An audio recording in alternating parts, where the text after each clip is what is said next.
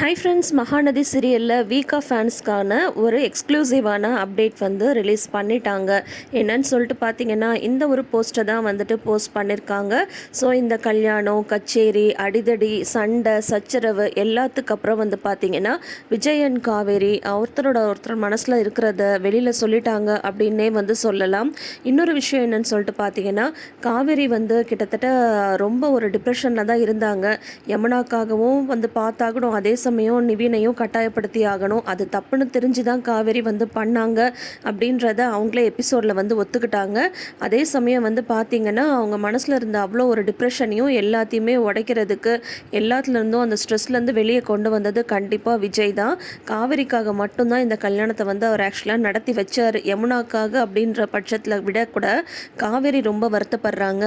காவேரிக்காக அப்படின்ற ஒரே ஒரு விஷயத்துக்காக தான் தப்புன்னு தெரிஞ்சும் இந்த ஒரு விஷயத்தை தடாலடியாக செஞ்சு முடிச்சிருக்காரு ஹீரோ விஜய். இந்த ஒரு ஸ்ட்ரெஸ்ஸுக்கு அப்புறம் காவேரி வந்து எமோஷ்னலாக பிரேக் ஆகாமல் பார்த்துட்டு இருந்திருக்காரு விஜய். ஸோ இப்போ வந்து அவங்களோட ஃபுல் எமோஷனை வந்து விஜய் கிட்ட காட்டியிருக்காங்க. அந்த ஒரு நன்றியை காட்டியிருக்காங்க அப்படின்னே வந்து சொல்ல முடியும். ஏன்னு பார்த்தீங்கன்னா, காவேரி வந்து உடஞ்சி போய் அழுதுட்ருக்காங்க.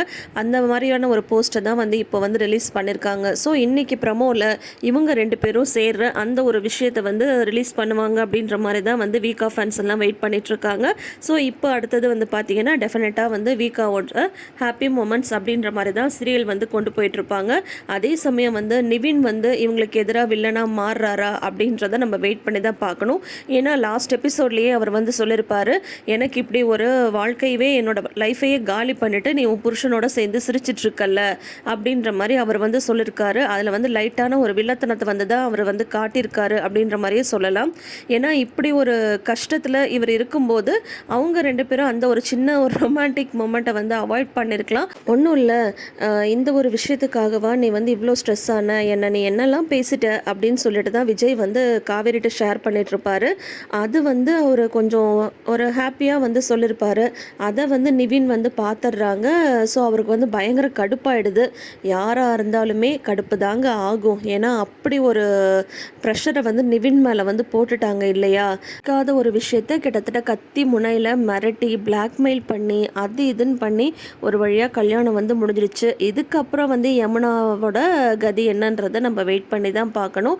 ஸோ இப்போது நிவினோட அந்த கோபம் வந்து ஃபுல்லாக விஜய் காவேரி மேலே தான் திரும்பி இருக்கு. சொல்லப்போனால் முக்கியமாக காவேரி மேலே.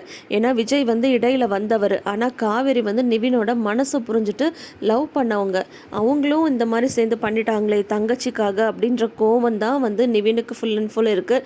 அந்த கோவத்தை வந்து தப்புன்னு நம்ம சொல்ல முடியாது. ஏன்னா காவேரியும் வார்த்தையை விட்டுருக்காங்க, எனக்காக நீங்கள் வந்து யமுனா கிட்ட பழகுங்க, நீங்கள் வந்து அவளுக்கு ஹெல்ப் பண்ணுங்க, இல்லைனா வந்து அவள் ரொம்ப ஐஏஎஸ் எக்ஸாம்லாம் எழுதாமல் ரொம்ப இதாகிடுவா அவளோட ஃப்யூச்சருக்காக அப்படின்னு சொல்லிட்டு காவேரி ரிக்வெஸ்ட் பண்ண ஒரே ஒரு விஷயத்துக்காக தான் நிவின் வந்து யமுனா கிட்ட பழகிட்டு இருந்தார். அதுவே ஹோப்பாக மாறி இப்போ என்னென்னவோ நடந்து போச்சு. ஸ்டோரி வந்து அதோட ட்ராக்லேருந்து இப்போ வெளியே வந்துருச்சு. இப்போ மறுபடியும் அந்த பழைய மகாநதி ட்ராக் வந்து ஆகணும். ஸோ என்ன பண்ணுறாங்கன்னு சொல்லிட்டு வெயிட் பண்ணி பார்க்கலாம். இன்றைக்கி ப்ரமோக்கு யாரெல்லாம் வெயிட் பண்ணிட்டுருக்கீங்கன்றதை மறக்காமல் கமெண்ட் செஷனில் சொல்லுங்கள். நீங்கள் வீக்காவோட ஃபேன்ஸாக இருந்தால் அதையும் மறக்காமல் கமெண்ட் செஷனில் சொல்லுங்கள். தொடர்ந்து அப்டேட்ஸ்க்கு நம்ம சேனலை சப்ஸ்கிரைப் பண்ணிக்கோங்க. தேங்க்யூ.